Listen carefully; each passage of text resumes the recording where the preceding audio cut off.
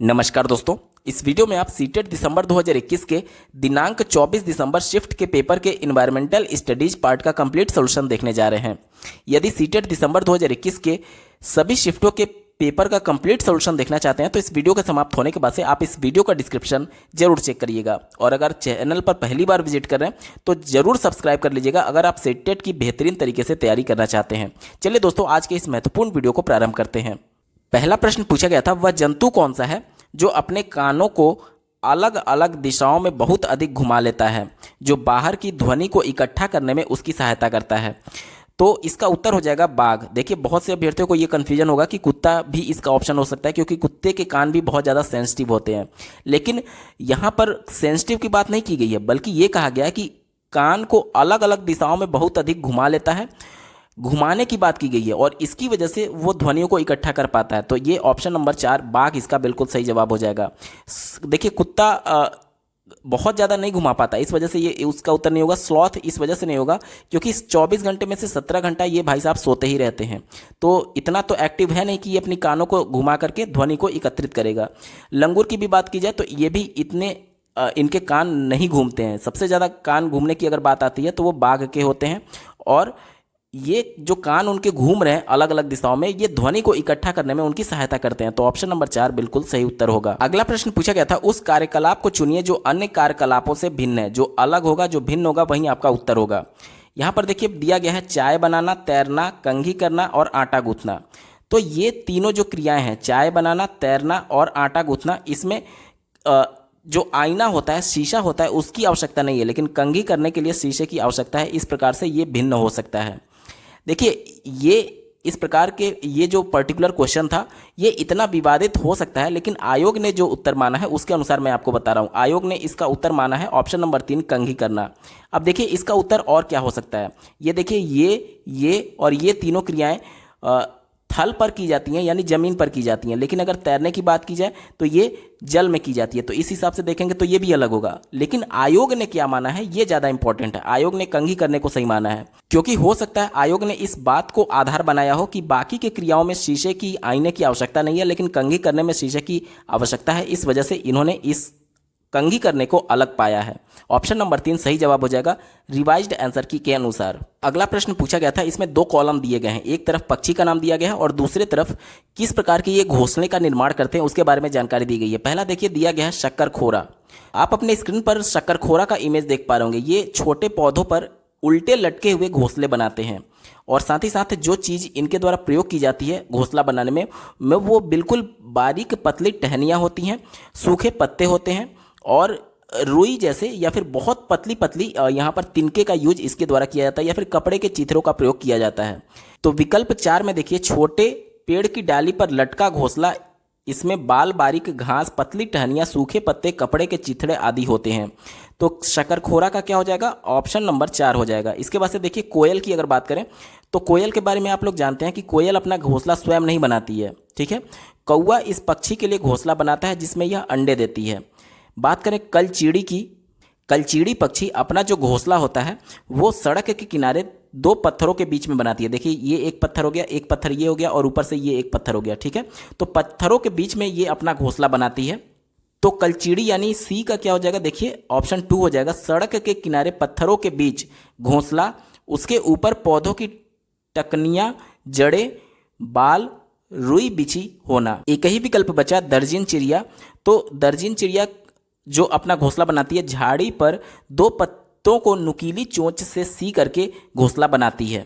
Screen पर आप दर्जिन चिड़िया का घोंसला देख पा रहे होंगे। यहाँ पर देखिए पत्तियों के जो सिरे हैं इसको चोंच के द्वारा वो सी देती है, यहाँ पर पूरा पत्तों को सी करके, और इसके अंदर उसके द्वारा घोंसला बनाया गया है। यानी कि हमारा विकल्प क्या बना, ए का 4, बी का 1, सी का 2 और डी का 3। दोस्तों, सीबीएसई बोर्ड के द्वारा पिछली बार इतनी ज़्यादा मिसप्रिंट की गई थी, आप इसका एक नज़ारा देखिए। देखिए हमारा विकल्प बन रहा है 4, 1, 2, 3, ठीक है। तो यहाँ पर देखिए 4, 1, 2, 3 किसी विकल्प में आपको दिखेगा ही नहीं। जब नहीं दिखेगा तो हमारी मजबूरी हो गई कि एक बार इंग्लिश वाले पार्ट से हम लोग इसका हेल्प लें।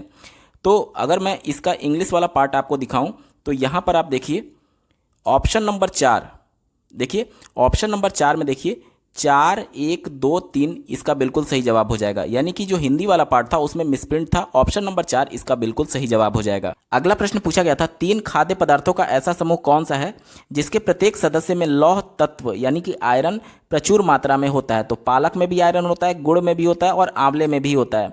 तो ऑप्शन नंबर 1 इसका बिल्कुल सही जवाब हो जाएगा। तीनों में आयरन प्रचुर मात्रा में पाया जाता है। अगला प्रश्न पूछा गया था, हमारे देश के राष्ट्रपति द्वारा 5वीं की पुस्तक में दिए गए पाठ का शीर्षक क्या है। तो उस पाठ का शीर्षक है उसी से ठंडा उसी से गर्म। ऑप्शन नंबर 3 सही जवाब होगा। अगला प्रश्न पूछा गया था, एक कार 1512 किलोमीटर की दूरी को 28 घंटे में तय करती है। तो इस कार की औसत चाल आपसे पूछा जा रहा है। तो देखिए औसत चाल बराबर क्या हो जाएगा, कुल चली गई दूरी यानी कि 1512 बटे कुल लगा समय यानी कि 28 घंटे। अब इसको मैं देखिए अगर 7 से काट दूं तो 7 दूनी 14, 1 बचा 7 एकम 7 और 4 बचा 7 छक 42 और इसको 7 से काटूं तो 4 बार में जाएगा। अब देखिए 4 से इसको काटते हैं तो 4 पचे 20 हो जाएगा, 1 बचा 4 चौके 16, 54 किलोमीटर प्रति घंटा इसका औसत चाल होगा। अब विकल्प को आप देखेंगे तो केवल एक विकल्प यहाँ किलोमीटर प्रति घंटा में दिया गया, बाकी सब मीटर प्रति सेकंड में दिए गए हैं। हमारा आया था 54 किलोमीटर प्रति घंटा, लेकिन यहाँ पर 54 दिया तो गया है लेकिन इसका मात्रक जो है वो मीटर पर सेकंड में दिया गया है। तो एक बार बदल करके देख लेते हैं कि 54 किलोमीटर प्रति घंटा को अगर मीटर पर सेकंड में बदल देते हैं तो देखते हैं कितना मान आता है और नीचे 60 गुणे 60 हो जाएगा। देखिए ये 2 जीरो से 2 जीरो कट जाएगा, 6 9 54 हो जाएगा, 3 से काटे तो 3 त्रिका 9 और 3 दूनी 6, ये 2 से काटेंगे तो 5 यानी कि 3 गुणे 5 यानी कि 15 मीटर पर सेकंड इसका सही जवाब हो जाएगा। ऑप्शन नंबर 2 देखिए 15 मीटर पर सेकंड इसका सही उत्तर हो जाएगा। देखिए दोस्तों यहाँ पर आपको कंफ्यूज नहीं होना है। पहले हमने 54 किलोमीटर प्रति घंटा निकाला था, 54 यहाँ दिया तो है लेकिन यहाँ पर मीटर पर सेकंड में दिया था।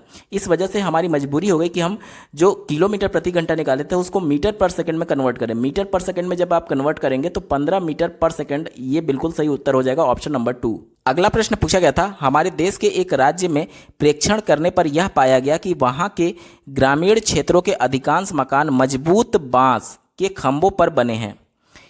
इनके लकड़ी के फर्श जमीन से लगभग 3 से 3.5 मीटर की ऊंचाई पर बने हैं।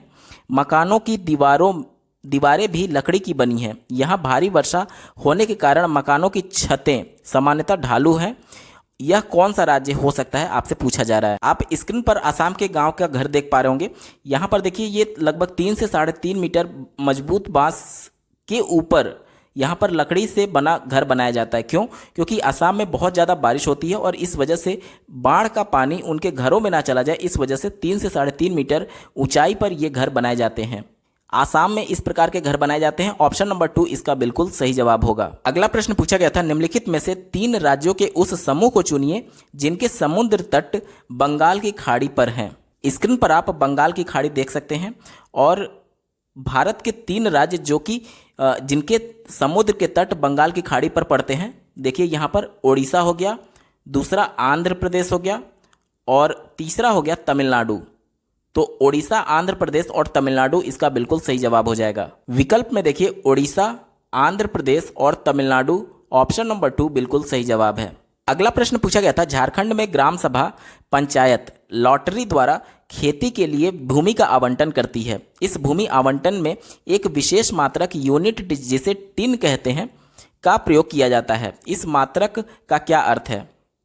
तो इस मात्रक का अर्थ ये होता है कि एक टिन में जितने बीज आएंगे उस बीज को बोने के लिए जितने जमीन की आवश्यकता पड़ेगी वही भूमि आवंटित होगा उस किसान को। तो देखिए ऑप्शन नंबर 2 वह भूमि जिस पर कोई किसान 1 टिन बीज बोता है, ऑप्शन नंबर 2 इसका बिल्कुल सही जवाब होगा। अगला प्रश्न पूछा गया था, झूम खेती के अंतर्गत झारखंड के किसानों द्वारा अपनाए जाने वाले तरीकों के संबंध में नीचे दिए गए कथनों पर विचार करिए। तो झूम खेती के लिए सबसे पहले एक जमीन साफ किया जाता है, उस पर 2 से 3 साल तक जो किसान होते हैं वो खेती करते हैं। लेकिन खेती किस प्रकार से? जो पारंपरिक साधन हुआ करते थे जैसे बैल के माध्यम से और हल के माध्यम से यहाँ पर खेती की जाती है, ठीक है। और साथ ही साथ जो खरपतवार उग गए रहते हैं उनको जला दिया जाता है किसानों के द्वारा। और लगभग 1 से 2 से 3 वर्षों तक इस जमीन पर खेती की जाती है। उसके बाद से जब इसकी उर्वरता धीरे धीरे समाप्त हो जाती है तो उसको छोड़ करके किसान दूसरी जगह खेती करना प्रारंभ कर देते हैं और उसके बाद से यहाँ पर फिर से नए पौधे जन्म ले लेते हैं और जहाँ पर वो दूसरी जगह खेती करने जाएंगे वहाँ के खरपतवारों को वो लोग जला देते हैं और वो खरपतवार उस जमीन पर एक तरीके से उर्वरक का काम करता है, यानी मिट्टी की उर्वरता को बढ़ाता है। अब चलिए विकल्पों पर हम लोग बात करते हैं। पहला विकल्प दिया गया है, एक फसल कटने के पश्चात जमीन को कुछ वर्ष तक आराम कर देते हैं। तो ये विकल्प बिल्कुल पॉजिटिव है। हालांकि यहाँ पर एक फसल कटने की बात की गई है, यानी 1 वर्ष की खेती यहाँ पर कहा जा रहा है। कई कंडीशंस में देखा गया है कि 1 वर्ष के बाद ही खेत बदल दिए जाते हैं। कई कंडीशंस में देखा जाता है कि 2 से 3 वर्ष तक उसी पर खेती की जाती है और 2 से 3 वर्ष के बाद वहाँ पर खेत किसान के द्वारा बदले जाते हैं। ये डिपेंड करता है कि उस खेत की उर्वरता बची है अथवा नहीं। अगर बची होगी तो 2 से 3 वर्ष तक खेती होगी और नहीं बची होगी तो एक ही वर्ष में वो लोग खेत बदल देते हैं। तो पहला विकल्प पॉजिटिव था, आपका उत्तर होगा। इसके बाद से तीसरा देखिए, खरपतवार बांस आदि को उखाड़ कर खेत में जला देते हैं। खरपतवार तो जलाया जाता है लेकिन बांस को नहीं जलाया जाता है, इस वजह से ये आपका उत्तर नहीं होगा। तीसरा देखिए, खरपतवार की राख खाद के रूप में कार्य करती है। ये विकल्प बिल्कुल पॉजिटिव है। मैंने आपको बताया कि जो खरपतवार जलाए जाते हैं उससे उर्वरता शक्ति बढ़ती है, एक तरीके से खाद के रूप में यूज किया जाता है। तो ये पॉजिटिव तो आपका उत्तर होगा। चौथा देखिए, जब जमीन खेती के लिए तैयार हो जाती है तो बीज बोने से पहले उससे गहराई तक जोता जाता है। ये गहराई तक नहीं जोता जाता है। आप देख लीजिए, हल से जो पारंपरिक साधन हुआ करते थे, बैल और हल, तो हल से कितनी गहराई, ज़्यादा गहराई तो होगा नहीं। तो ये विकल्प बिल्कुल निगेटिव था, बहुत गहराई तक नहीं खोदा जाता है। तो देखिए, केवल ए और सी वाला ऑप्शन सही है। अब विकल्पों में ध्यान दीजिए, ए बी डी ये गलत हो गया, ए सी डी ये गलत हो गया। ऑप्शन नंबर 3 ए और सी ये बिल्कुल सही जवाब हो जाएगा। अगला प्रश्न पूछा गया था, हमारे देश में आदिवासी हजारों वर्ष पूर्व से कांसे की बनी बहुत सी वस्तुएं जैसे कि बर्तन, मूर्तियां आदि का प्रयोग करते रहे हैं। आज भी हम अपने घरों में कांसे का उपयोग करते हैं। निम्नलिखित में से कांसे के बारे में सर्वश्रेष्ठ कथन को चुनिए। तो कांसा एक मिश्र धातु होता है, ठीक है, जो कि तांबे और टीन के मिश्रण से बनाया जाता है। यहाँ पर देखिए, पहला विकल्प दिया गया है, आयरन और सिल्वर आदि की भांति कांसा भी एक तत्व है। तो ये तत्व नहीं बल्कि मिश्र धातु होता है, इस वजह से आपका उत्तर नहीं होगा। दूसरा देखिए, कांसा एल्युमिनियम, कॉपर और जिंक का मिश्रण होता है। तो ये गलत है, क्योंकि मैंने आपको बताया कि ये कॉपर और टिन का मिश्रण होता है। तीसरा देखिए, कांसा कॉपर और जिंक का मिश्र धातु है। तो ये भी गलत हो गया। एक ही ऑप्शन बचा, कांसा कॉपर यानी कि तांबा और टीन की मिश्र धातु है। ऑप्शन नंबर 4 इसका बिल्कुल सही जवाब है। अगला प्रश्न पूछा गया था, किसी ट्रेन के मार्ग के समय सारणी का अध्ययन कीजिए। यहाँ पर टाइम टेबल दिया गया है कि कब वो कहाँ से किस स्टेशन से छोड़ती है और कब किस स्टेशन पर पहुँचती है, कितनी दूरी दी गई है, ठीक है। तो यहाँ पर देखिए, गांधी धाम जो कि रेलवे स्टेशन है, यहाँ से चलना शुरू करती है सुबह के 6:15 पे और सूरत पहुँचती है 16:15 पे, ठीक है। तो इनके बीच की दूरी 530 किलोमीटर में दी गई है। तो आपसे पूछा गया था कि औसत चाल पूछा गया। औसत चाल क्या होता है? कुल चली गई दूरी, यानी कुल दूरी कितना हो गया 530 और कुल लगा समय, ये देखिए 6:15 से 16:15 समय हो जा रहा है, यानी कि 10 घंटे समय लग रहा है। तो टोटल जो औसत चाल हो जाएगी वो क्या हो जाएगी 53 किलोमीटर पर आवर आपका उत्तर हो जाएगा। दिए गए विकल्प में देखिए option number 3 53 kilometre per hour इसका बिल्कुल सही जवाब होगा। अगला प्रश्न पूछा गया था, कन्नौज शहर इत्र के लिए प्रसिद्ध है। यह शहर भारत के एक राज्य का जिला है जिसका नाम है। तो कन्नौज उत्तर प्रदेश में पड़ता है। विकल्प देखिए ऑप्शन नंबर 1 उत्तर प्रदेश इसका बिल्कुल सही जवाब होगा। अगला प्रश्न पूछा गया था, नीचे दी गई सारणी में नई दिल्ली में पेट्रोल और डीजल के मूल्यों का अध्ययन कीजिए। यहाँ पर देखिए डीजल 2020 में 81 रुपये का मिलता था, जो कि 2021 में दाम बढ़कर के 90 रुपया 72 पैसा हो गया। इसी प्रकार से पेट्रोल देखिए 92 रुपये का था 2020 में, जो कि 2021 में बढ़कर के 102 रुपया 12 पैसा हो गया। तो आपसे पूछा जा रहा है कि एक वर्ष में डीजल और पेट्रोल के मूल्यों में वृद्धि की दर क्रमशः क्या है, यानी कि किस दर से वृद्धि हुई है, ये आपसे पूछा जा रहा है। तो सबसे पहले डीजल का पूछा गया है, तो डीजल का सबसे पहले निकालते हैं। देखिए 81 रुपये से बढ़कर के 90 रुपया 72 पैसा हो गया, यानी कितने की वृद्धि हो गई? तो आप कहेंगे 9 रुपया 72 पैसे का वृद्धि हुआ, बटे कितने में वृद्धि हुई? 81 से वृद्धि हुई और गुणे 100 से कर देंगे प्रतिशत में कन्वर्ट करने के लिए। देखिए ये 2 जीरो से ये दशमलव हट जाएगा, यानी कि अब आपका क्या हो जाएगा 972/81 हो जाएगा। 9 से काटिए 9 9 81 और 9 से काटेंगे तो 9 एकम 9 0 9 8 72, फिर 9 से काट दीजिए तो 12 9 108 होता है, यानी कि 12% होगा। ये हमने डीजल का निकाल लिया। अब पेट्रोल का निकालते हैं। देखिए 92 रुपये से बढ़ करके 102 रुपया 12 पैसा हुआ, यानी कि कितने की वृद्धि हुई? 10 रुपये 12 पैसे की वृद्धि हुई। कितने में वृद्धि हुई? 92 में वृद्धि हुई, और गुणे 100 में कर दूंगा। क्यों? क्योंकि प्रतिशत में कन्वर्ट करना था। अब देखिए 2 जीरो से काटेंगे तो ये दशमलव हट जाएगा, तो ये क्या हो जाएगा? 1012/92। ठीक है। अब इसको अगर मैं 4 से काटूं तो देखिए 4 दूनी 8, एक बचा, 4 तिहाई 12। फिर इसको 4 से काटते हैं तो 4 दूनी 8, 2 शेष बचा, 4 पचे 20, एक बचा, और 4 तिहाई 12।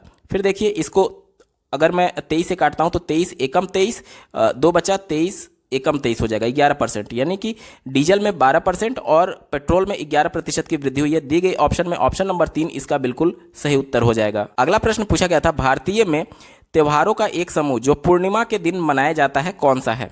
विकल्प 3 देखिए, होली, रक्षाबंधन और गुरु नानक जन्मदिन, ये तीनों पूर्णिमा के दिन मनाए जाते हैं। ऑप्शन नंबर 3 इसका बिल्कुल सही उत्तर हो जाएगा। अगला प्रश्न पूछा गया था, प्राइमरी स्तर पर ईवीएस की पाठ्य पुस्तकों की रचना ध्यानपूर्वक की जाती है जिससे विद्यार्थियों में सीखने सिखाने के दौरान कोई गलत अवधारणा ना बन पाए। इसके अनुसार पाठ्य पुस्तकों की कौन सी विशेषता इसके लिए सबसे उपयुक्त है? ठीक है। पहला देखिए, प्रत्ययों का विस्तार किया जाता है जिससे स्पष्टीकरण हो सके और गलत प्रत्यय ना बन सके। ये विस्तार या फिर एक तरीके से अंग्रेजी में इसे डिटेलिंग कहा जाता है। ये निगेटिव सेंस है प्राइमरी स्तर के बच्चों के लिए, क्योंकि बच्चे को आप पोथा लिख करके 2-3 पेज का देंगे तो वो समझ नहीं पाएगा। उसको उसके परिवेश से जोड़ करके बताना है, ना कि प्रत्ययों का विस्तार यानी कि खींचना नहीं है। देखिए अगर बच्चा सक्षम रहता तो बुक से ही पढ़ लेता, लेकिन ये बात हो रही है प्राइमरी स्तर के बच्चों की, वो सक्षम नहीं है कि बुक से पढ़ पाए। वो खेल के माध्यम से ही सीखेगा, अपने परिवेश के माध्यम से ही सीखेगा। तो विस्तार हमेशा निगेटिव सेंस देता है, प्राइमरी स्तर के बच्चों के लिए आपका उत्तर नहीं होगा। दूसरा देखिए, महत्वपूर्ण प्रत्ययों की परिभाषाएं पाठ्य पुस्तकों में दी जाती हैं। परिभाषा वर्ड भी निगेटिव है प्राइमरी स्तर के बच्चों के लिए, क्योंकि सिर्फ परिभाषा बता देने से काम नहीं चलेगा, ये भी गलत हो गया। ऑप्शन नंबर 3 देखिए, ऐसे प्रत्यय जो कम आयु के विद्यार्थियों को समझ में ना आए उन्हें परिचयात्मक स्तर पर दिया जाता है, यानी कि सिर्फ उनको परिचय कराया जाता है। आगे की कक्षाओं में उनके बारे में डिटेल में उनको बताया जाएगा, लेकिन कम आयु के विद्यार्थियों के लिए जो चीज़ें समझ नहीं आ रही है वो केवल उनको परिचय दिया जाता है कि हाँ ये चीज़ होती है। ठीक है, एक परिचय कि हाँ बच्चे जब उच्च कक्षा में जाए, जैसे कक्षा 2 में है तो 3 में जाए, 4 में जाए, तो उस समय कम से कम वो जानता रहे कि हाँ ये चीज़ से वो अनभिज्ञ नहीं है। भले ही परिचय तक ही केवल जाने, लेकिन कम से कम जानता रहे कि हाँ ये चीजें होती हैं। तो केवल परिचय स्तर पर ही दिया जाता है। ऑप्शन नंबर 3 इसका बिल्कुल सही जवाब होगा। अगला प्रश्न पूछा गया था, सामुदायिक संसाधन को प्राथमिक स्तर पर ईवीएस पढ़ाने का महत्वपूर्ण साधन क्यों माना जाता है? पहला देखिए, यह सस्ता है। देखिए सामुदायिक कहने का मतलब कि जो चीज़ें आपके आस पड़ोस में मिल रही हैं वो आपके समुदाय का हिस्सा है, और उसके माध्यम से जो चीज़ें आप प्राप्त कर रहे हैं वो सामुदायिक संसाधन कहा जाएगा। तो ये कहा जा रहा है कि ये सस्ता है। देखिए सभी चीज़ें सस्ता के कैटेगरी में नहीं रखी जा सकती। हो सकता है कोई चीज़ महंगा भी हो, तो ये एप्रोप्रिएट आंसर नहीं लग रहा है, इस वजह से आपका उत्तर नहीं होगा। दूसरा देखिए, इसमें अनुभवी व्यक्ति होते हैं। ये बात बिल्कुल सही है कि समुदाय में जो आपके परिवेश के लोग आ रहे हैं वो भी समुदाय का हिस्सा होते हैं, और कहीं ना कहीं वो अनुभवी हैं और अपने अनुभव के माध्यम से आपके ज्ञान की वृद्धि कर सकते हैं। तो ये पॉजिटिव हो सकता है, लेकिन मैं अभी स्टार लगा रहा हूं, हो सकता है आगे इससे ज़्यादा एप्रोप्रिएट आंसर आपको मिले। चौथा विकल्प देखिए, यह आसानी से उपलब्ध होता है। ये भी एक तरीके से पॉजिटिव सेंस में सामुदायिक संसाधन के लिए। लेकिन बात करें ऑप्शन नंबर 3 की, तो ये सबसे ज़्यादा एप्रोप्रिएट है। यह अनुभवों से सीखने का अवसर देता है। सस्ता है, महंगा है, आसानी से उपलब्ध है या फिर कठिनाई से उपलब्ध है, इन सब पे ये हावी हो जाता है कि बच्चे अनुभव से सीखते हैं। क्यों? क्योंकि हम लोग एनसीएफ भी और राष्ट्रीय शिक्षा नीति 2020 भी रचनावाद पर ही जोर देती है, और रचनावाद के सबसे बड़े जो समर्थक थे वो जीन पियाजे और लेव वाइगोस्की थे। उन्होंने कहा कि बच्चे अपने ज्ञान का निर्माण स्वयं करते हैं अपने अनुभव के माध्यम से। तो ये विकल्प कहीं ना कहीं सबसे ज़्यादा पॉजिटिव हो गया कि बच्चे खुद अनुभव कर रहे हैं। यह अनुभव से सीखने का अवसर देता है, इसलिए सामुदायिक संसाधन का उपयोग किया जाना चाहिए। ईवीएस में उसका महत्व है। ऑप्शन नंबर 3 सबसे ज़्यादा एप्रोप्रिएट आंसर है और यही आपका उत्तर हो जाएगा। अगला प्रश्न पूछा गया था, कक्षा 5 के ईवीएस के विद्यार्थी अनुमान लगाते हैं कि एक छोटे डब्बे को भरने के लिए कितने चने के दाने की आवश्यकता होगी। इस प्रक्रिया कलाप द्वारा कौन सी प्रक्रिया कौशल का विकास होगा? पहला दिया गया है वर्गीकरण। वर्गीकरण नहीं होगा। क्यों नहीं होगा? क्योंकि अगर कई वस्तुएं रहती और उसमें से अलग अलग चुनने की बात होती तब वहां पे कैटेगराइजेशन यानी कि वर्गीकरण आता। यहाँ पर सिर्फ चने के दाने हैं, तो चने के दानों में सभी दाने चने के ही हैं, तो कोई वर्गीकरण नहीं होगा। ठीक है। दूसरा देखिए, संप्रेषण भी नहीं होगा, क्योंकि बहुत ज़्यादा कम्युनिकेशन इसमें नहीं है। दोनों बच्चों के बीच में बहुत ज़्यादा कम्युनिकेशन नहीं हो रहा है, वो अपने स्तर पर अनुमान लगा रहे हैं केवल। तीसरा देखिए, प्रयोग करना, इसमें कोई यहाँ पर प्रैक्टिकल नहीं किया जा रहा है, इस वजह से ये भी विकल्प गलत हो गया। लेकिन बात करें ऑप्शन नंबर 4 की, अनुमान लगाना, तो ये प्रक्रिया कौशल का विकास होगा। क्यों? क्योंकि प्रश्न में ही कहा गया है कि बच्चे अनुमान लगा रहे हैं कि कितने दाने आ सकते हैं, तो ऑप्शन नंबर 4 अनुमान लगाना इसका बिल्कुल सही जवाब हो जाएगा। अगला प्रश्न पूछा गया था, पेड़ पौधे एवं पशु परिवार एवं मित्र नामक थीम का हिस्सा हैं, इस प्रकार के स्थापन का कारण है। पहला देखिए, विद्यार्थियों को इस योग्य बनाना कि पेड़ पौधों एवं पशुओं को अपने परिवार का हिस्सा माने, ये विकल्प बिल्कुल पॉजिटिव था, आपका उत्तर होगा। दूसरा देखिए, पेड़ पौधे एवं पशुओं के प्रति विद्यार्थियों में संवेदनशीलता विकसित करना, ये भी विकल्प पॉजिटिव है, आपका उत्तर होगा। तीसरा देखिए, उन रूढ़िबद्ध धारणाओं को तोड़ना जिनके अनुसार पेड़ पौधे व पशु हमारे परिवार का हिस्सा नहीं हो सकते, ठीक है। तो ये रूढ़िबद्ध धारणा को तोड़ने की बात की जा रही है, जो कि कहीं ना कहीं ऑप्शन नंबर 1 में इंक्लूडेड है, कि जब बच्चे ये मानने लगेंगे कि पेड़ पौधे और जानवर हमारे परिवार का हिस्सा है, तो अपने आप ये रूढ़िबद्ध धारणा टूट जाएगी। तो ये अलग से सी ऑप्शन में दिया गया, जो कि जरूरत नहीं था, क्योंकि सी वाला ए में ऑप्शन पहले से इंक्लूडेड है। तो कौन कौन सा सही हो गया? ए और बी केवल सही होगा। दिए गए ऑप्शन में देखिए, ऑप्शन नंबर 1 ए और बी इसका बिल्कुल सही उत्तर हो जाएगा। अगला प्रश्न पूछा गया था, प्राथमिक स्तर पर ईवीएस पढ़ाने का एक प्रमुख उद्देश्य विद्यार्थियों को इस योग्य बनाना है कि, पहला विकल्प देखिए, वे ऐसे कौशल अर्जित करें जिनसे वे स्वतंत्र रूप से पर्यावरण को बचाने हेतु क्रियाकलाप करें। बात हो रही है प्राइमरी स्तर के बच्चों की, जिनकी आयु 6 से लेकर के 11 साल 12 साल के आसपास होती है। तो इन बच्चों से ये उम्मीद नहीं की जा सकती कि वो बच्चे पर्यावरण को बचाने के लिए क्रियाकलाप करेंगे, तो ये विकल्प निगेटिव था, आपका उत्तर नहीं होगा। हाँ, थोड़ा एक्टिव जरूर हो सकते हैं, लेकिन बिल्कुल पर्यावरण को बचाने के लिए क्रियाकलाप करें, ये उनसे उम्मीद नहीं की जा सकती, ठीक है। दूसरा देखिए, उच्च प्राथमिक स्तर की पढ़ाई हेतु पर्यावरण संबंधी प्रत्यय अर्जित करना। उच्च प्राथमिक स्तर, अब बच्चा कक्षा 1 में है, 2 में है, 3 में है, तो भी वो प्राथमिक स्तर का माना जाएगा। तो क्या कक्षा 1 से ही बच्चे उच्च प्राथमिक स्तर के लिए एक तरीके से पर्यावरण संबंधी प्रत्यय अर्जित करने लगते हैं? नहीं करते हैं, इस वजह से ये निगेटिव था। चौथा देखिए, परंपरागत विषयों के परे विद्यार्थियों की रुचि का विकास करने में मदद करना। परंपरागत विषय कहने का मतलब जिस प्रकार से गणित, हिंदी, अंग्रेजी, ये परंपरागत विषय हो गए, ठीक है। इनसे परे यानी इनसे अलग एक तरीके से ईवीएस में बच्चों का इंटरेस्ट लाना, ये विकल्प कहा जा रहा है। तो इसके और भी तरीके हो सकते थे, ठीक है।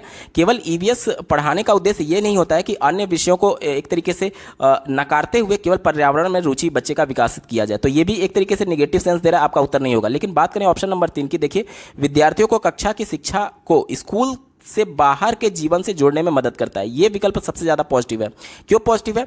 क्योंकि एनसीएफ 2005 ये पैरवी करता है कि जो ईवीएस होगा वो बच्चों को उसके परिवेश से जोड़ करके आपको पढ़ाना है। परिवेश क्या हो गया? उसके बाहर का जीवन। तो यही कहा जा रहा है कि विद्यार्थियों को कक्षा की शिक्षा को स्कूल से बाहर के जीवन से जोड़ने में मदद करता है। ऑप्शन नंबर 3 इसका बिल्कुल सही उत्तर हो जाएगा। अगला प्रश्न पूछा गया था, कक्षा 1 और 2 में ईवीएस के लिए कोई निर्धारित पाठ्य पुस्तक नहीं है, निम्नलिखित में से इसका सबसे उपयुक्त कारण क्या है? तो सबसे उपयुक्त कारण यही है कि कक्षा 1 और 2 में पुस्तक इस वजह से नहीं रखी गई है कि 1 और 2 में बच्चों को भाषा और गणित के माध्यम से ईवीएस की शिक्षा दी जाती है। कैसे? अब इसको समझिए। हिंदी भाषा के पाठ्य पुस्तक में उसको बहुत सारी कहानियाँ दी गई रहती हैं, जिसमें कुत्ते, बिल्ली, शेर, हाथी आदि से जोड़ करके उसकी कहानियाँ बनाई गई रहती हैं। या फिर आप देखेंगे कि गंदगी साफ करना जैसे कहानियों में ही उसको दिया गया रहता है कि आप ब्रश करिए, अपने नाखून काटिए, ये सभी चीज़ें उसको जोड़ करके बताई जाती हैं कहानी के माध्यम से। तो ये सभी चूंकि परिवेश का हिस्सा था, कुत्ते, बिल्ली, शेर, हाथी, ये सब उसके परिवेश का हिस्सा था, ठीक है। ब्रश करना, नाखून काटना, गंदगी साफ करना, ये सब कुछ अपने परिवार में, अपने आस पड़ोस में वो देखता है, तो कहीं ना कहीं उसके परिवेश का हिस्सा था और कहीं ना कहीं ईवीएस का पार्ट था। तो भाषा के माध्यम से यानी कहानियों के माध्यम से, हिंदी के माध्यम से उसको ये सभी चीज़ें बता दी गई। और गणित के माध्यम से कैसे बताया जाता है, तो इसको आप समझिए। देखिए, गणित की पुस्तक में जब बच्चे में गिनती या फिर एक तरीके से संख्याओं की संकल्पना को विकसित किया जाता है, तो 1 अंक लिखा रहेगा, इसके आगे एक बिल्ली का चित्र बना रहेगा। इसी प्रकार से 2 अंक लिखा रहेगा, इसके आगे 2 बिल्ली का चित्र बना रहेगा। इसी प्रकार से 3 अंक लिखा रहेगा और इसके आगे 3 बिल्ली का चित्र बना रहेगा। तो कहीं ना कहीं ये गणित का पार्ट हो गया और ये बिल्ली जो कि उसके परिवेश का हिस्सा थी, तो कहीं ना कहीं गणित से भी जोड़ करके ईवीएस को पढ़ाया जा रहा है। इसी वजह से अलग से कोई पाठ्य पुस्तक नहीं रखी गई है। एनसीएफ 2005 इसकी पैरवी करता है कि भाषा और गणित के माध्यम से ही बच्चे को कक्षा 1 और 2 में ईवीएस की शिक्षा दी जाएगी। ऑप्शन नंबर 3 देखिए, ईवीएस को भाषा और गणित के साथ एकीकृत किया गया है। ऑप्शन नंबर 3 बिल्कुल सही जवाब होगा। अगला प्रश्न पूछा गया था, विद्यार्थियों को पौधे एवं वृक्षों के प्रति संवेदनशील बनाने के लिए निम्न में से कौन सी सर्वाधिक उपयुक्त नीति है? बच्चों को पौधों और वृक्षों के प्रति संवेदनशील बनाना है, ठीक है। तो सबसे पहले उन ऑप्शन को आपको चयन करना होगा जिसमें बच्चे खुद क्रियाशील होंगे। पहला देखिए, लकड़ी के लट्ठों के गोदामों का भ्रमण करना। जब बच्चे गोदाम का भ्रमण कर रहे होंगे जहाँ पर लकड़ी के लट्ठे रखे जाते हैं, तो बच्चों को इससे ये ज्ञान प्राप्त होगा, ये अधिगम होगा कि लकड़ी जो कि हमें पेड़ और पौधों से ही प्राप्त होती है। इस वजह से पेड़ पौधे हमारे लिए बहुत उपयोगी साबित हो सकते हैं लकड़ी देने के लिए या फिर अन्य चीज़ों को देने के लिए। तो कहीं ना कहीं ये पॉजिटिव सेंस दे रहा है, इस वजह से आपका उत्तर होगा। दूसरा देखिए, वनों को काटने से बचाने के लिए पोस्टर बनाना। यहाँ पर पोस्टर बनाने में एक तरीके से बच्चों को इन्वॉल्व नहीं किया गया है, इस वजह से ये आपका उत्तर नहीं होगा, क्योंकि बच्चे इसमें खुद इन्वॉल्वमेंट नहीं है या फिर इंटरेस्ट नहीं लेंगे। पोस्टर एक तरीके से बच्चे जिस प्रकार से अगर आप बच्चों को केवल किताब दे देंगे तो किताब में बच्चे इंटरेस्ट नहीं लेते हैं। क्यों नहीं लेते हैं? क्योंकि अगर जो चीज़ वो क्रियाविधि के माध्यम से या फिर खेल के माध्यम से सीखते हैं, चूंकि बच्चे प्राइमरी स्तर के हैं, तो इनसे ये उम्मीद नहीं की जा सकती कि बच्चे अपने आप से किताब पढ़ेंगे। आपको खेल के माध्यम से या फिर किसी गतिविधि के माध्यम से उनको बताना होगा। और पोस्टर बनाने में बच्चे इंटरेस्ट नहीं लेंगे, या फिर पोस्टर बना हुआ है तो उसको देख करके समझने में इंटरेस्ट नहीं लेंगे, इस वजह से आपका नेगेटिव उत्तर था। तीसरा देखिए, वनों के संरक्षण पर नाटक करना। नाटक जब आप करेंगे तो बच्चे उसको देख रहे होंगे, और देखने से चूँकि उनकी बहुत सारी इंद्रियां एक्टिव रहेंगी, तो जितनी ज़्यादा इंद्रियां एक्टिव रहती हैं, क्योंकि उनके कान भी एक्टिव हैं, उनके आँख भी एक्टिव है, सब कुछ वो होते हुए देख रहे हैं, जितनी ज़्यादा इंद्रियां एक्टिव होती हैं उनका अधिगम उतना ही ज़्यादा अर्थपूर्ण होता है। तो ये विकल्प पॉजिटिव था, आपका उत्तर होगा। चौथा देखिए, एक पेड़ को अपनाना और उसकी देखभाल करना। बच्चों को इस बात के लिए प्रेरित किया जाए कि आप एक पेड़ लगाइए, उसको अपना लीजिए और उसकी देखभाल करिए। तो ये बच्चे चूँकि उनमें उत्सुकता बहुत ज़्यादा रहती है, तो वो जानने की कोशिश करेंगे कि आखिर ये पेड़ बड़ा होकर के करेगा क्या। आप उनको उत्सुकता और बढ़ाएंगे कि इसमें पानी डालेंगे तो ये पेड़ बढ़ेगा, इस प्रकार से इसमें फल लगेंगे, इस प्रकार से इससे हमें ये फायदे होंगे। तो बच्चे उत्सुकतावश उसका एक तरीके से संवेदनशील बनेंगे, उसकी रक्षा करेंगे। तो ये विकल्प भी पॉजिटिव था, आपका उत्तर होगा। दिए गए विकल्प में देखिए ACD आपका सही उत्तर हो जाएगा। ऑप्शन नंबर 1 ACD इसका बिल्कुल सही उत्तर होगा। अगला प्रश्न पूछा गया था, एक EVS शिक्षक के लिए विद्यार्थी के EVS के ज्ञान का मूल्यांकन करने हेतु निम्न में से कौन सी पद्धति सही है। देखिए, हमें मूल्यांकन करना है बच्चे EVS के बारे में कितना सीखे हैं, कितना ज्ञान रखते हैं। ठीक है, पहला विकल्प देखिए दिया गया है, मानकीकृत टेस्ट जो राष्ट्रीय मानकों को बनाए रखने के लिए उपयुक्त हो। ये विकल्प बिल्कुल निगेटिव है। मानकीकृत टेस्ट जहां भी आ जाए वो विकल्प को निगेटिव कर देता है। क्यों निगेटिव करता है? क्योंकि देखिए, मानकीकृत में सभी के लिए एक स्टैंडर्ड की बात की जा रही है, लेकिन आज हम लोग समावेशी कक्षा की बात करते हैं, जिसमें विभिन्न प्रकार के शारीरिक रूप से अक्षम बालक भी हैं, जो कि हो सकता है कुछ सुनने में बाधित हो, श्रवण बाधित हो, कुछ देखने में दिक्कत हो, जिसे दृष्टि बाधित बोला जाता है। हो सकता है कि कोई डिसलेक्सिया से प्रॉब्लम से जूझ रहा हो, तो सबके लिए एक टेस्ट नहीं किया जा सकता। ठीक है, तो ये पहला विकल्प निगेटिव था, आपका उत्तर गलत हो गया। दूसरा देखिए, शिक्षक द्वारा बनाए गए उपकरण जो शिक्षक की अपनी शिक्षण के अनुकूल हो।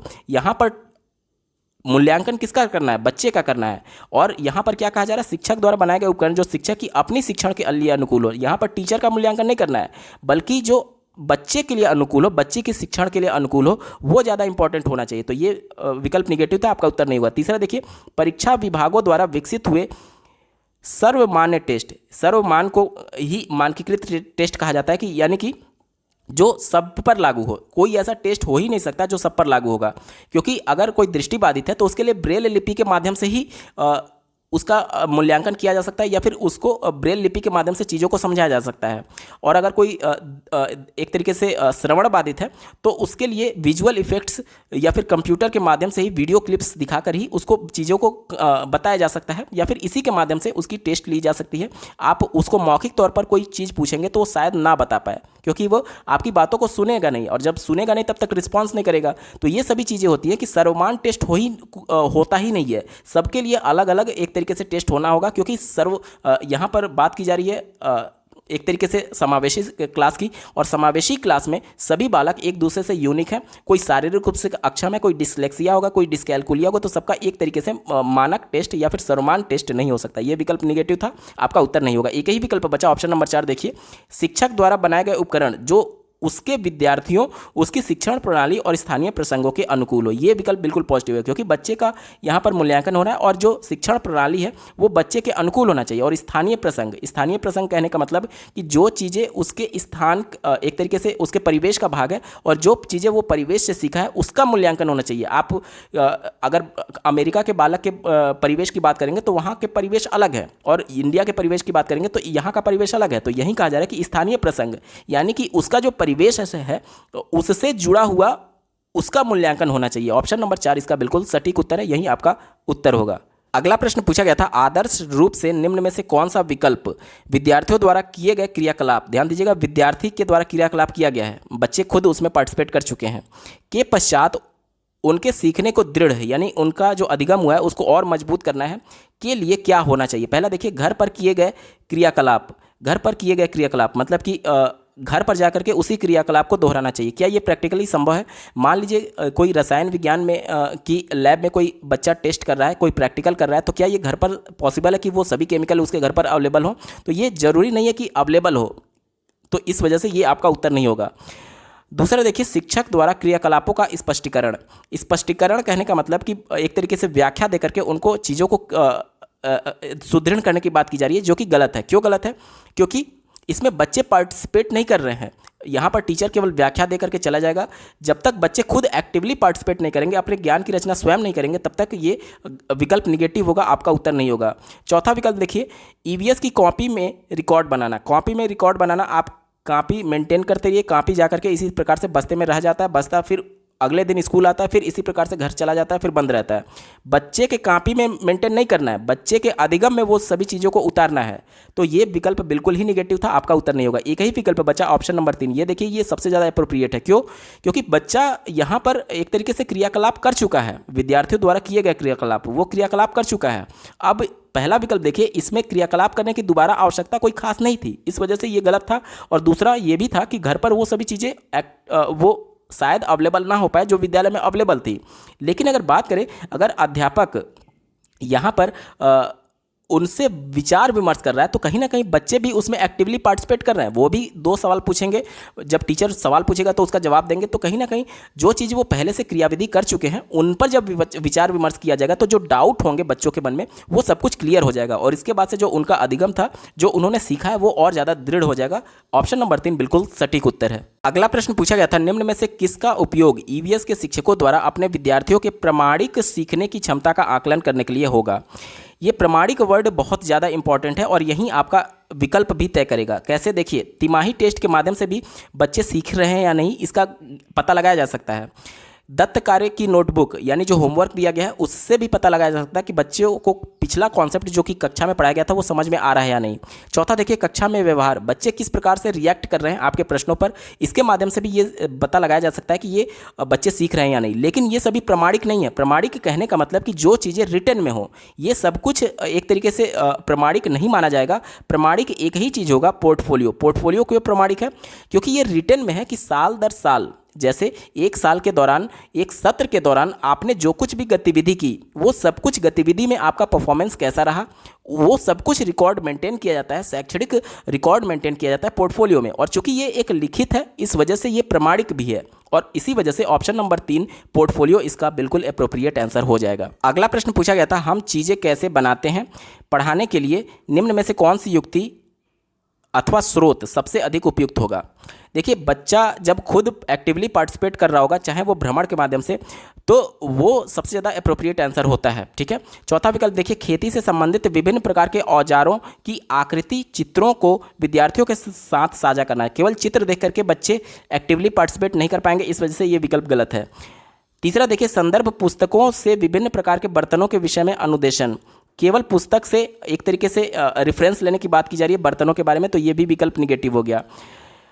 दूसरा देखिए, विभिन्न क्षेत्र के लोगों द्वारा सिर पर धारण करने वाले पहनावे पर चर्चा करना, ये भी विकल्प निगेटिव है। लेकिन पहले विकल्प की बात करें, किसी ऐतिहासिक भवन का भ्रमण करेंगे बच्चे तो खुद अनुभव करेंगे चीज़ों के बारे में, ठीक है, और उसके निर्माण सामग्री और निर्माण नमूनों को पहचानना, इसमें बच्चे एक्टिवली पार्टिसिपेट कर रहे हैं, यही आपका अप्रोप्रिएट आंसर होगा, ऑप्शन नंबर 1। अगला प्रश्न पूछा गया था, तीसरी कक्षा के विद्यार्थी अपने परिवार के सदस्यों के विषय में सीखते हुए, मतलब सबसे पहले कक्षा 3 में वो परिवार के सदस्यों के बारे में जाना, चौथी कक्षा में परिवार के वृक्षों की ओर आगे बढ़ते हैं। चौथी कक्षा में जब हो गया तो परिवार में वृक्ष भी शामिल किया गया, और 5वीं कक्षा में परिवार परगमन के विचार की ओर आगे बढ़ते हैं। इस थीम में पाठ्यचर्या का उपागम क्या है? ये पूछा जा रहा है कि ये कौन सा अप्रोच है कि पहले बच्चे को परिवार के सदस्यों के विषय में बताया जा रहा है, उसके बाद से परिवार में वृक्ष भी शामिल है, इसके बारे में बताया जा रहा है चौथी कक्षा में, और 5वीं कक्षा में उसको परिवार परगमन, जिसे एक तरीके से फैमिली इंटरेक्शन बोला जाता है अंग्रेजी में, की तरफ बढ़ाया जा रहा है। तो ये कौन सा अप्रोच है? तो ये देखिए, ये उसके परिवेश का हिस्सा था उसके परिवार के सदस्य, ठीक है। अपने परिवार में वो जानता है कि मेरे मम्मी पापा हैं, दादा दादी हैं, नाना नानी हैं, ये सभी परिवार के सदस्य हो गए। तो इस प्रकार से जो चीज़ें वो मूर्त अवस्था में जानता था, तो मूर्त से अमूर्त अगर होता, क्योंकि मूर्त वो परिवार के सदस्यों को जानता था, लेकिन जो आगे आने वाले हैं कि परिवार में वृक्ष भी आते हैं ईवीएस के थीम के अनुसार, और इसके अलावा परिवार परगमन के बारे में वो चीज़ें नहीं जानता था। तो मूर्त से अमूर्त की ओर अगर विकल्प होता तो आपका विकल्प सही था, लेकिन यहाँ पर देखिए ये गलत हो गया। ऑप्शन नंबर 3 देखिए, स्थानीय से वैश्विक की ओर, ये विकल्प बिल्कुल पॉजिटिव होगा। क्यों? क्योंकि स्थानीय कहने का मतलब कि जो उसके अभी परिवेश का हिस्सा है, अभी परिवेश में उसके परिवार आ रहे होंगे, तो परिवार के सदस्यों के बारे में वो चूंकि पहले से जान रहा है, और इसी वजह से पहले उसको परिवेश से जोड़ करके परिवार के बारे में बताया गया, सदस्यों के बारे में बताया गया। उसके बाद से वैश्विक कहने का मतलब कि जो उसके लिए चीज़ें अमूर्त हैं, वैश्विक का सेंस यहाँ पर अमूर्त से है। तो यहाँ पर अमूर्त की चीज़ें जैसे कि उसके परिवार में वृक्ष भी आते हैं ईवीएस के थीम के अनुसार, तो उसको धीरे धीरे अमूर्त चीज़ों के बारे में भी बताया जा रहा है। तो इस वजह से ऑप्शन नंबर 3 स्थानीय से वैश्विक इसका बिल्कुल सही जवाब हो जाएगा। अगला प्रश्न पूछा गया था, निम्नलिखित में से कौन से तत्व एक अध्यापक को पर्यावरण अध्ययन के पाठ योजना में रखने के लिए विचार करना चाहिए। पाठ योजना की बात की जा रही है, तो पाठ योजना में हम लोग पहले क्या लिखते हैं? सामान्य उद्देश्य लिखते हैं, उसके बाद से विशिष्ट उद्देश्य भी लिखते हैं, और उसके बाद से विभिन्न प्रकार की अवधारणाएं और प्रक्रिया कौशल को भी लिखते हैं। तो ये तीनों तो सही होगा, ए, सी और डी वाला, ठीक है। लेकिन इसकी बात करें तो ये बहुत ज़्यादा इंपॉर्टेंट नहीं था प्राइमरी स्तर के लिए, इसलिए ये हमारा उत्तर नहीं होगा। तो ए, सी, डी देखिए ऑप्शन नंबर 4 में दिया गया है, यही आपका बिल्कुल सही उत्तर हो जाएगा। अगला प्रश्न पूछा गया था, दृष्टिबाधित विद्यार्थियों के लिए निम्न में से कौन सी युक्ति पर्यावरण अध्यापन के लिए सबसे उपयुक्त होगी? ध्यान दीजिएगा, बच्चा दृष्टिबाधित है यानी कि देखने में असमर्थ है। पहला विकल्प देखिए दिया गया है, श्रवण पाठ्य वस्तु तैयार की जाए। ये विकल्प बिल्कुल पॉजिटिव था। क्यों? क्योंकि बच्चा देख नहीं सकता है, उसकी कान ठीक है, वो सुन सकता है। तो श्रवण पाठ्य वस्तु तैयार किए जाने चाहिए जिससे वो सुन करके चीज़ों को समझ पाए। तो ऑप्शन 1 पॉजिटिव था। दूसरा देखिए, स्पर्श वस्तुओं या बड़े अक्षरों में विषय वस्तु का उपयोग किया जाए। ये स्पर्श करके भी बच्चा जान जाएगा, जैसे ब्रेल लिपि के माध्यम से बच्चे सीखते हैं। तो दृष्टिबाधित है लेकिन छू करके वो चीज़ों को समझ सकता है, तो ये भी पॉजिटिव था, आपका उत्तर होगा। सी वाला देखिए, अवधारणाओं की सरल चित्रों एवं मूर्त ठोस वस्तुओं द्वारा व्याख्या की जाए। सरल चित्र, अब बच्चा दृष्टिबाधित है तो क्या वो चित्र देख पाएगा? नहीं देख पाएगा, ये निगेटिव था। चौथा देखिए, जहाँ तक संभव हो पाठ्य वस्तु को अधिक से अधिक मूर्त निश्चित किया जाए। यहाँ पर देखिए, मूर्त कहने का मतलब यहाँ पर ऐसी चीज़ें जो आप देख रहे हैं इस सेंस में नहीं है, ऐसी चीज़ें जो आपके परिवेश का हिस्सा है, ये मूर्त इस सेंस में आया हुआ है। जैसे कि आप देखेंगे बच्चा दृष्टिबाधित है लेकिन वो चीज़ों को छू करके भी अपने परिवेश में जानता है कि ये बाल्टी का आकार कैसा होगा, या फिर जो टोटी होता है उसका आकार कैसा होगा, या फिर ईंट का आकार कैसा होगा, क्योंकि वो उसके परिवेश का हिस्सा था। भले ही वो उसे देखा नहीं है लेकिन छू करके उसने महसूस किया है। तो यही कहा जा रहा है कि जहाँ तक संभव हो पाठ्य वस्तु यानी जो चीज़ें पढ़ाई जानी है वो अधिक से अधिक मूर्त निश्चित हो, जो चीज़ उसके परिवेश का हिस्सा हो, जो चीज़ वो छू करके महसूस कर चुका है उससे जोड़ करके पढ़ाया जाए। तो ये विकल्प पॉजिटिव था, आपका उत्तर होगा। दिए गए विकल्प में देखिए, ए, बी और डी वाला बिल्कुल सही उत्तर है। ऑप्शन नंबर 4 इसका सही जवाब हो जाएगा। दोस्तों, हम लोग पेपर के बिल्कुल अंतिम पड़ाव में आ चुके हैं। अभी तक का ये वीडियो आपको कैसा लगा कमेंट के माध्यम से जरूर बताइएगा, क्योंकि आपका एक कमेंट मुझे मोटिवेट करेगा ऐसे ही महत्वपूर्ण वीडियो लाने के संदर्भ में। इस पेपर का अंतिम प्रश्न पूछा गया था, सलीम प्राथमिक कक्षाओं के विद्यार्थियों को जल विषय पढ़ाने के लिए क्षेत्र भ्रमण करना चाहता है, इनमें से कौन सा जगह उचित रहेगा? पहला विकल्प देखिए, जल संचय यंत्र। जल संचय यंत्र यानी कि जहाँ पर जल को स्टोर रखा जाता है, तो ये जल विषय को पढ़ाने के लिए क्षेत्र भ्रमण करने के लिए बिल्कुल उपयुक्त है। दूसरा देखिए, जोहर। जोहर भी बिल्कुल उपयुक्त होगा क्योंकि ये भी जल से ही जुड़ा हुआ है, तो यहाँ पर भी क्षेत्र भ्रमण किया जा सकता है। बावरी देखिए, बावरी क्या होता है? तो पहले के ज़माने में आप लोग देखते होंगे कि जैसे कुआं टाइप का होता था और ये चारों तरफ से इस प्रकार से सीढ़ी नुमा बना होता था। इसी प्रकार से चारों तरफ से सीढ़ी नुमा बना होता था और बीच में जल होता था, मतलब कि इस सीढ़ियों के माध्यम से आप उतर सकते थे, तो उसे बोलते हैं बावड़ी। तो ये भी बिल्कुल पॉजिटिव उत्तर होगा क्योंकि इसके भी भ्रमण के माध्यम से बच्चों को जल विषय के बारे में पढ़ाया जा सकता है। लेकिन अगर बात करें खेजड़ी की, तो खेजड़ी एक पौधे का नाम है जो कि राजस्थान में पाया जाता है, तो ये तो पौधा हो गया, तो इसका कोई भी सेंस नहीं बनता है। ये विकल्प गलत हो गया, यानी कि ए, बी, सी इसका बिल्कुल सही जवाब हो जाएगा। दिए गए विकल्प में देखिए ऑप्शन नंबर 4 ए, बी, सी इसका बिल्कुल सही उत्तर हो जाएगा। दोस्तों, यहाँ पर पूरा पेपर सॉल्व हो चुका है। आपको ये वीडियो कैसा लगा कमेंट के माध्यम से जरूर बताइएगा। साथ ही सीटेट दिसंबर 2021 के सभी शिफ्टों के पेपर का कंप्लीट सोल्यूशन देखने के लिए इस वीडियो का डिस्क्रिप्शन जरूर चेक करिएगा। इस वीडियो को देखने के लिए आपका बहुत बहुत धन्यवाद। भगवान करे आपका दिन शुभ हो।